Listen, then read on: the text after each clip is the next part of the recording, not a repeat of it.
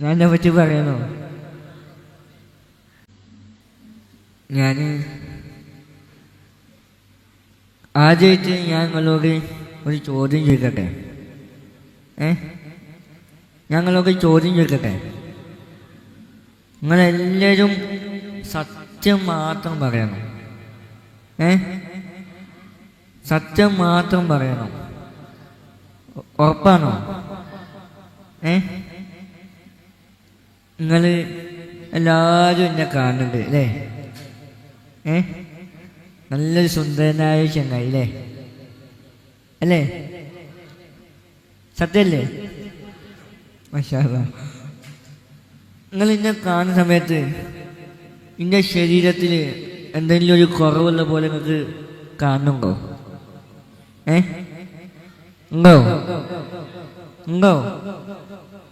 ഇല്ലാന്നോ? ഉണ്ടെന്നോ? ഇല്ലാന്നോ? നിങ്ങൾക്ക് ഞങ്ങൾക്ക് കഴിയുണ്ടോ? അത് ശരീരത്തിലൊരു അവയവമാണോ? അല്ലേ? അപ്പം നിങ്ങൾ പറഞ്ഞത് ശരിയോ തെറ്റോ? ഞാൻ നിങ്ങളോട് ചോദിച്ച സത്യം മാത്രം പറയാനാണ് അല്ലേ? പക്ഷെ നിങ്ങൾ അവിടെ ചെറുതായിട്ട് വന്ന കളവ് പറഞ്ഞു അല്ലേ? കൈ ശരീരത്തിൻ്റെ ഒരു അവയവമാണ് അല്ലേ? ആ അവയവം എനിക്കില്ല അല്ലേ? പക്ഷെ ഈ ഒരു ചോദ്യം ഞാൻ ചോദിച്ച സമയത്ത് നിങ്ങളെല്ലാവരും മനസ്സിൽ ഒരു ചെറിയൊരു പേടിയുണ്ടായി അല്ലേ? ഇപ്പം അങ്ങനെ പറഞ്ഞാൽ നമുക്ക് വിഷമാവുമോ എന്ന് വിചാരിച്ചിട്ടാണ് നിങ്ങൾ അവിടെ കളവ് പറഞ്ഞു അല്ലേ? അല്ലേ? ആണ്. അപ്പം സംഭവം ശരിയാണ്. നിങ്ങൾ വിഷമം ഞാൻ മനസ്സിലാക്കുന്നുണ്ട്. പക്ഷെ വേറൊരു കാര്യം ഞാൻ പറയട്ടെ. ഈ സാധാരണ എല്ലാവർക്കും വിഷമം ഉണ്ടാവും. എനിക്കും വിഷമം ചെറുപ്പത്തിലുണ്ടായിരുന്നു. പക്ഷേ ഇപ്പം ഞങ്ങൾ ആ ചോദ്യം അങ്ങോട്ടല്ലേ ചോദിച്ചത് അല്ലേ? അപ്പം നിങ്ങൾ മനസ്സിലാക്കേണ്ടത് എനിക്ക് കഴിയില്ലാത്തതിൻ്റെ യാതൊരു സങ്കടവും എനിക്കില്ല. അതുകൊണ്ടാണ് ഞാൻ നിങ്ങളോട് ചോദിച്ചതെന്ന് മാത്രം നിങ്ങൾ മനസ്സിലാക്കിയാൽ മതി. പിന്നെ എന്നോട് കുറേ ആൾക്കാർ ചോദിക്കലും ഉണ്ട് കഴിയില്ലാത്തതിന് എന്തെങ്കിലും വിഷമം തോന്നും. അപ്പോൾ ഞാൻ പറയും പണ്ടൊക്കെ പറയുന്ന വിഷമം കഴിഞ്ഞു. ഇപ്പം ഞാൻ പറയും അൽഹംദുലില്ലാ റാഹത്താണ്. കാരണം എന്താണെന്ന് വെച്ചാൽ ഞാൻ കഴിയില്ലാത്തതിൻ്റെ പേരിലാണ് ഇപ്പം നിങ്ങളുടെ മുമ്പിൽ നിൽക്കുന്നത് അല്ലേ? അല്ലാതെ അനുഗ്രഹം കൊണ്ട് ഞാൻ ഇപ്പം നിങ്ങളുടെ മുമ്പിൽ നിൽക്കുന്നത് ഞാൻ കഴിയില്ലാത്തതുകൊണ്ടല്ലേ? അതാണ്. നമ്മൾ എപ്പോഴും നമുക്ക് കിട്ടിയ അനുഗ്രഹങ്ങളെക്കുറിച്ച് ഓർത്താൽ നമുക്ക് എപ്പോഴും സന്തോഷം ഉണ്ടാവും. പക്ഷെ നമ്മളെപ്പോഴും ചിന്തിക്കാൻ നമുക്കുള്ള കുറവുകളെ കുറിച്ചാണ്. അപ്പോഴാണ് നമുക്ക് സങ്കടങ്ങളൊക്കെ ഉണ്ടാവുക. അപ്പോഴാണ് നമ്മൾ അള്ളാഹിനോട് ചോദിക്കുക എന്നെ എന്തിനാ പരീക്ഷിക്കുന്നതെന്ന് അല്ലേ? നമ്മളൊരു അസുഖം വരുമ്പം ഒരസുഖം വരുമ്പോൾ നമ്മൾ വേഗം അള്ളാഹിനെ വിളിക്കും അല്ലേ? അള്ളാഹ് എനിക്ക് എന്തിനാ അങ്ങനെ പനി എന്നൊക്കെ ചോദിക്കും അല്ലേ? അപ്പം നിങ്ങൾ ആ ഒരു ചോദ്യം ചോദിക്കുന്നതിന് മുമ്പേ ഒന്ന് നിങ്ങളെ താഴെയുള്ള ആൾക്കാരെ കുറിച്ച് ഒന്ന് നോക്കുക. നമ്മളെക്കാട്ടിലും പ്രയാസം അനുഭവിക്കുന്ന ഒരുപാട് പേരുണ്ട് നമുക്ക് ചുറ്റും അല്ലേ? അവരൊക്കെ വെച്ച് നോക്കുമ്പം അള്ളാഹു നമുക്ക് തന്നൊരു വലിയ അനുഗ്രഹമാണ്. അപ്പം നമ്മളവിടെ അള്ളാഹിനോട് ചോദിക്കല്ലോ ഉള്ളതിൽ തൃപ്തിപ്പെട്ട് അള്ളാഹിനോട് ശുക്ർ ചെയ്യുക. എന്തായാലും നമ്മുടെ ജീവിതമാണ്. ജീവിതത്തിൽ നമുക്ക് എപ്പോഴും സന്തോഷം ഉണ്ടാവില്ല, സങ്കടം ഉണ്ടാവില്ല. ഈ സന്തോഷങ്ങളും സങ്കടങ്ങളൊക്കെ ഇടയ്ക്കിടയ്ക്ക് ഇങ്ങനെ വരുന്ന അതിഥികളാണ്. ആ അതിഥികളെ സന്തോഷപൂർവ്വം സ്വീകരിക്കുക. എന്തായാലും അല്ലാഹു തആല നമുക്ക് താങ്ങാൻ പറ്റാത്ത ഒന്നും തരൂല. നമുക്ക് താങ്ങാൻ പറ്റുന്ന ഉറപ്പുള്ള കാര്യം അല്ലാഹു തആല നമുക്ക് തരുമെന്നുള്ള ആത്മവിശ്വാസത്തോടു കൂടിയൊക്കെ മുന്നോട്ട് പോവുക. എന്നെക്കുറിച്ച് പറയുകയാണെന്നുണ്ടെങ്കിൽ ഞാൻ ചെറുപ്പത്തിൽ ഞാൻ ജനിക്കുന്നതിന് മുമ്പ് തന്നെ എൻ്റെ ഉമ്മാനോടും ഉപ്പാനോടും പറഞ്ഞിട്ടുണ്ടായിരുന്നു അങ്ങനെയൊക്കെ പ്രശ്നങ്ങളുണ്ട്, കുട്ടിനെ അബോർഷൻ ചെയ്തു എന്നൊക്കെ പറഞ്ഞിട്ടുണ്ടായിരുന്നു. പക്ഷേ അന്ന് എൻ്റെ ഉപ്പയും ഉമ്മയും പറഞ്ഞു അല്ലാഹു തആല തന്ന ഒരു ജീവനാണ്, അതുകൊണ്ട് ഞങ്ങൾ സ്വീകരിക്കും എന്ന് ഉറച്ച് പറഞ്ഞതിന് ശേഷമാണ് ഞാൻ ഈ ലോകത്തോട്ട് വരുന്നത്. ഈ ലോകത്തോട്ട് വന്നതിന് ശേഷം വരുമ്പോൾ പോലും അവർ പ്രതീക്ഷിച്ചിട്ടില്ല ഞാൻ ഇങ്ങനെയൊക്കെ ആയി മാറുന്നത്. അതിന് ശേഷം ഞാൻ അള്ളാഹുവിൻ്റെ അനുഗ്രഹം കൊണ്ട് എത്രത്തോളം ഉയരങ്ങളിലേക്ക് എത്തിപ്പെടാൻ എനിക്ക് സാധിച്ചു. അൽഹംദുലില്ലാ. അപ്പം എന്തായാലും എനിക്ക് നിങ്ങളൊക്കെ പറയാനുള്ളത്, നമ്മൾ എല്ലാ ജീവിതം മാക്സിമം നമുക്ക് സന്തോഷമുള്ള കാര്യങ്ങൾ ചെയ്യുക. മറ്റുള്ളവർക്ക് സന്തോഷം കൊടുക്കാൻ നമ്മളെ കൊണ്ട് എന്തൊക്കെ ചെയ്യാൻ പറ്റുമോ അത് മറ്റുള്ളവർക്ക് ചെയ്തു കൊടുക്കുക. അതാണ് നമുക്ക് നാളെ മരിച്ചു ചെന്നാൽ ഖബറിൽ ഉണ്ടാവുക. ഒരു മനുഷ്യനെ സംബന്ധിച്ചിടത്തോളം അവൻ്റെ ഏറ്റവും വലിയ ഭാഗ്യം എന്താണ് ഞാൻ മനസ്സിലാക്കുന്നത്, മറ്റൊരാളുടെ പ്രാർത്ഥനയിൽ ഇടം പിടിക്കാൻ സാധിക്കുക എന്നുള്ളതാണ് ഒരു മനുഷ്യനെ സംബന്ധിച്ചിടത്തോളം ഈ ദുനിയാവിൽ കിട്ടാൻ പറ്റുന്ന ഏറ്റവും വലിയ ഭാഗ്യം എന്ന് ഞാൻ മനസ്സിലാക്കുകയാണ്. പിന്നെ അള്ളാഹുവിൻ്റെ അനുഗ്രഹം കൊണ്ട് എനിക്ക് ഹാഫിളാകാൻ പറ്റി. അൽഹംദുലില്ലാ. ഇൻഷാ അല്ലാഹ് അത് മരിക്കോളം നിലനിർത്താൻ നിങ്ങളെല്ലാവരും ദുആ ചെയ്യുക. അപ്പം ഇൻഷാ അല്ലാഹ് കൂടുതലൊന്നും സംസാരിക്കുന്നില്ല, ഉസ്താദിൻ്റെ വയല് തുടരാനുണ്ട്. അപ്പം എവിടെ പോയാലും ഞാൻ അവരുടെ ഒരു സന്ദേശം കൊടുക്കാറുണ്ട്. ആ ഒരു സന്ദേശം നിങ്ങൾക്ക് കൂടി തിരക്കേ തിരക്കേ അങ്ങനെയാണെന്നുണ്ടെങ്കിൽ ആ സന്ദേശം തരുന്നതിന് മുമ്പ് എണീച്ച് നിൽക്കാൻ പറ്റുന്നവർക്ക് എണീച്ചിക്കാൻ പറ്റുമോ?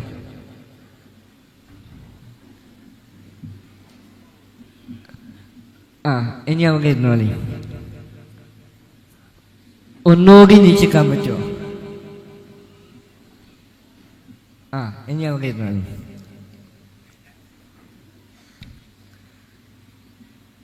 ഒന്നുകൂടി നീച്ചിക്കാൻ പറ്റുമോ? മാഷാ അല്ലാഹ്. ഇനി എല്ലാവരും നെഞ്ചിൽ കൈവെക്കുമോ? എന്ന് പറഞ്ഞ അൽഹംദുലില്ലാ ശുക്രൻ യാ അല്ലാഹ്. ഉറക്കെ പറയും അൽഹംദുലില്ലാ ശുക്രൻ യാ അല്ലാഹ്. അൽഹംദുലില്ലാ ശുക്രൻ യാ അല്ലാഹ്. ഇപ്പം ഞാൻ നീച്ചിക്കാൻ പറ്റിയ പറഞ്ഞപ്പോൾ നിങ്ങൾ നീച്ചുന്നു അല്ലേ? ഇപ്പം നിങ്ങൾ കയ്യിൽ പറ്റുന്നുണ്ട് അല്ലേ? ഇരിക്കാൻ പറഞ്ഞപ്പോൾ നിങ്ങൾ സുഖമായിട്ടിരുന്നു അല്ലേ? അതിനും പറ്റുന്നുണ്ട് അല്ലേ? ഇത് രണ്ടും പറ്റാത്ത എത്ര ആൾക്കാരുണ്ട് അല്ലേ? അവർ വെച്ച് നോക്കുമ്പോൾ നമ്മൾ ഭാഗ്യവാന്മാരാണോ? ആണോ? ഉറപ്പല്ലേ? ഞാൻ ഒന്നുകൂടി പറഞ്ഞ അൽഹംദുലില്ലാ ശുക്രൻ യാ അല്ലാഹ്. അൽഹംദുലില്ലാ ശുക്രൻ യാ അല്ലാഹ്. അൽഹംദുലില്ലാ ശുക്രൻ യാ അല്ലാഹ്. ഇനി അവിടെ ഇരുന്നോളി.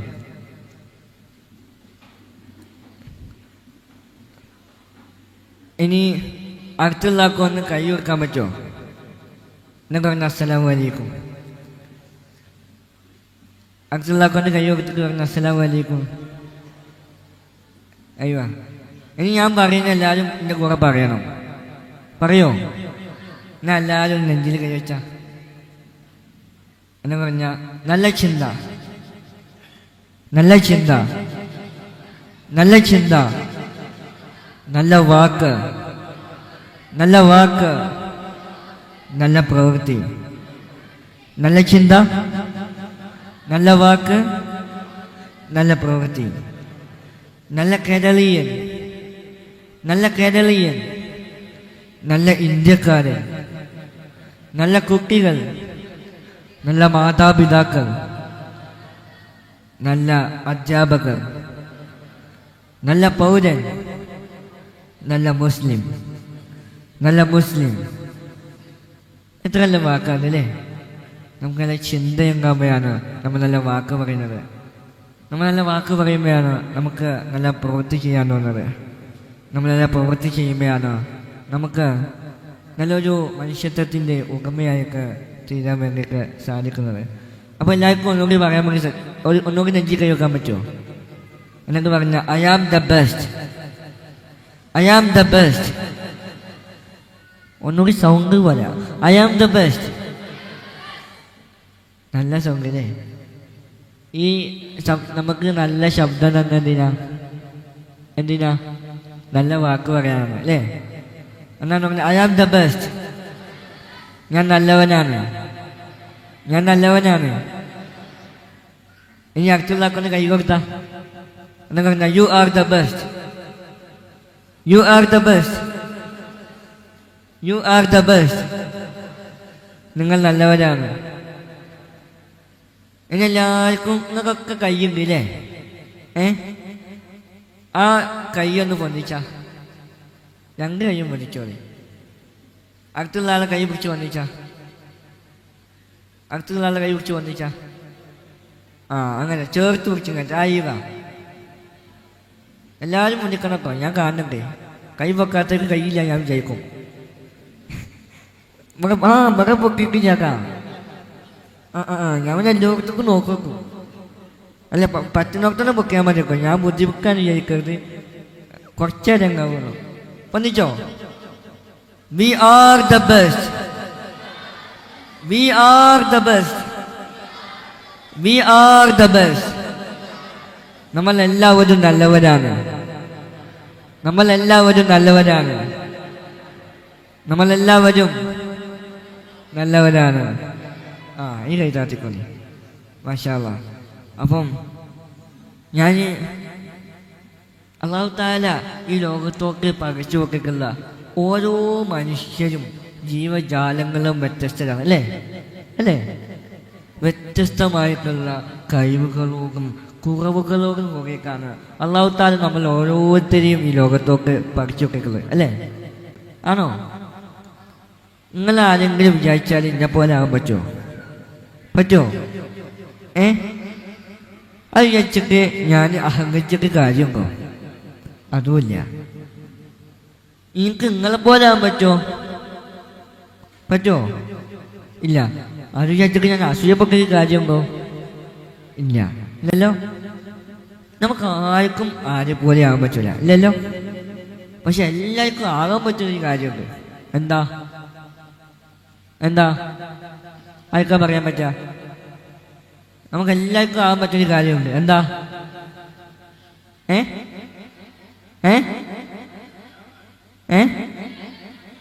നല്ലൊരു മനുഷ്യനാവും അല്ലേ? നല്ലൊരു മനുഷ്യനാവുമ്പോഴേക്ക് നമുക്ക് എല്ലാവർക്കും സാധിക്കും അല്ലേ? അല്ലാഹു തആല നമുക്ക് രണ്ട് ഓപ്ഷൻ തന്നിട്ട് നല്ലതാവും ചീത്തവാവും അല്ലേ? അതിന് നല്ലത് തിരഞ്ഞെടുത്തിട്ട് നല്ല വാക്ക് പറഞ്ഞ് നല്ല പ്രവൃത്തി ചെയ്ത് നമ്മൾ മുന്നോട്ട് പോവുക. നമുക്ക് ഈ നാട്ടിലെ എല്ലാവർക്കും ഈ ഒരു ഒത്തൊരുമയോടുകൂടി തന്നെ സ്നേഹത്തോടും സൗഹാർദ്ദത്തോടു കൂടിയേക്കും മുന്നോട്ട് പോകാൻ അല്ലാഹു തആല തൗഫീഖ് നൽകട്ടെ. ആമീൻ എന്ന് പ്രാർത്ഥിച്ചുകൊണ്ട് എനിക്ക് പാട്ട് പാടണം. പാട്ട് കാണോ? നിങ്ങൾ ഭയങ്കര ഇൻട്രസ്റ്റ് ആണല്ലേ. ഞാൻ ആദ്യമായിട്ട് എന്നെക്കാട്ടിൽ ഇൻട്രസ്റ്റ് ഉള്ള ആൾക്കാരെ കാണുക. മാഷാ അല്ലാഹ്. അപ്പോൾ ഏതായാലും നല്ലൊരു സദസ്സാണ് അല്ലേ? മാഷാ അല്ലാഹ്. പള്ളിൻ്റെ മുമ്പ് തന്നെയാണ് ഈ ഒരു മഹത്തായ സദസ്സ്. അപ്പം വേറൊരു എനിക്ക് 19 വയസ്സ്. അപ്പം വേറെ ആരെ കുറിച്ച് എനിക്ക് പാകാൻ വലിയ താല്പര്യമില്ല. പക്ഷേ മുത്തുനബിയെ കുറിച്ച് പാകാതിരിക്കാൻ വയ്യയില്ല അല്ലേ? നമ്മളെ മുത്തുനബിയെ കുറിച്ച് എല്ലാം വേറെ പറ്റി നമുക്ക് സന്തോഷത്തോടു കൂടി പാകാൻ പറ്റല്ലേ? അപ്പോൾ നമുക്ക് ഏറ്റവും ഇഷ്ടപ്പെട്ട മുത്തുനബിനെ കുറിച്ച് 2 വരി പാടുകയാണ്. എനിക്ക് വലിയ രീതിയൊന്നും ഇല്ല. എനിക്ക് എൻ്റെതായ ഒരു ശൈലിയിലാണ് പാടുക. അപ്പം ഇഷ്ടപ്പെടുന്നവർ ആസ്വദിക്കുക, ഇഷ്ടപ്പെടാത്തവർ മുത്തുനബിനെ പാക്കാൻ നമുക്ക് എല്ലാവർക്കും ഇഷ്ടം അല്ലേ? മാഷാ അല്ലാഹ്. गुंबद जो देखोगे ज़माना भूल जाओगे, अगर मैं बास को जाओगे दुआना भूल जाओगे.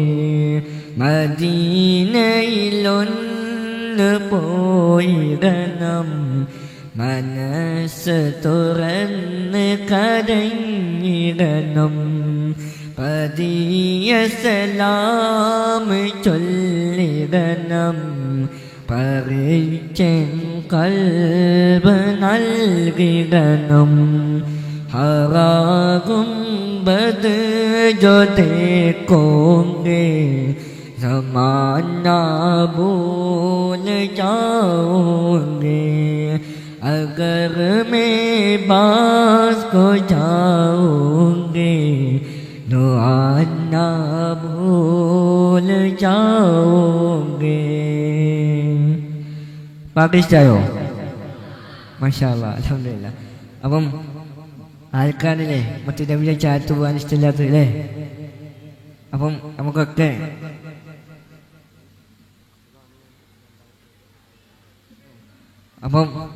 നമുക്കെല്ലാവർക്കും മറ്റു നബിയെ ചാറ്റ് പോകാൻ അല്ലാഹു തആല തൗഫീഖ് നൽകട്ടെ. ആമീൻ. അപ്പം എന്തായാലും ഞാൻ ഒരു ഹാഫിളാണല്ലോ, ഒരായത്തോ അതൊക്കെ ഇൻഷാ അല്ലാഹ്. أعوذ بالله من الشيطان الرجيم.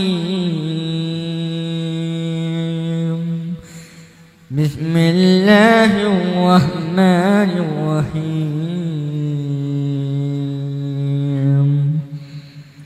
واعلموا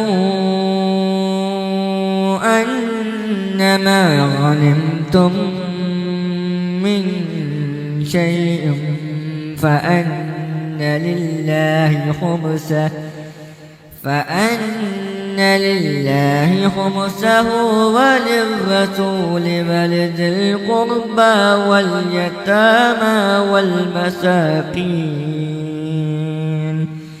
واليتامى والمساكين وابن السبيل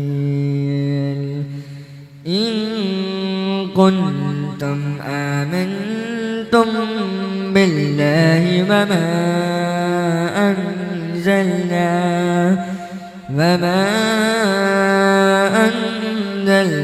على عبدنا يوم الفرقان يوم التقى الجمعان